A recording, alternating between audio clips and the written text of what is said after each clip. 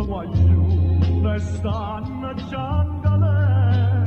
Festival di Napoli, mi ricordo il Festival di Napoli quando lo facevano, grande festival, ogni anno mi sa accanto il re, ci vuole un po' cazzo il re, non ci capisci, il re canta, aspettate come diceva, io voglio bene a Dio, l'Italia amore mio, ma proprio una femmina di ricchione di merda che sei, proprio una femmina, non ci faceva. Ma ogni modo non va niente, così è così, è così, è così vuol dire, è così fanno. E non che c'è l'Italia, zombie merda. Continuando a parlare di Pupo e Filiberto, la vogliamo cantare assieme questa canzone?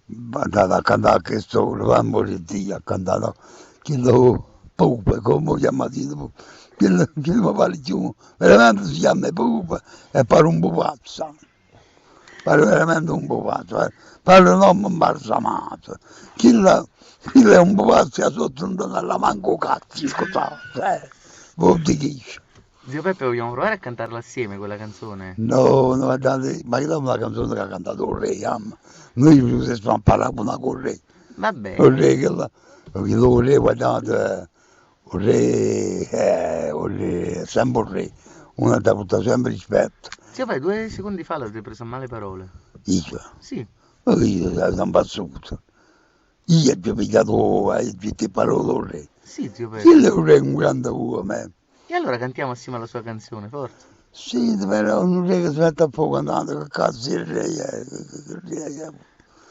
Proviamo a cantare assieme la sua canzone, zio Peppe. Ma non ricordo manco come Me la ricordo io, vi imbocco un poco io. A me? È la sola vostra. No, zio Peppe, veramente? Allora, assieme. Sì. No, io non mi stancherò. Ripetete, Io non mi stancherò di dire al mondo di addio. dire al mondo addio. Italia amore. Italia amore mio. Di nuovo. Io non mi stancherò di dire al mondo addio. Italia amore mio. Più forte, zio Peppe. Io non mi stancherò, anche se sono un pazzo, caro giovinotto, ma vi darò un po' cazzo.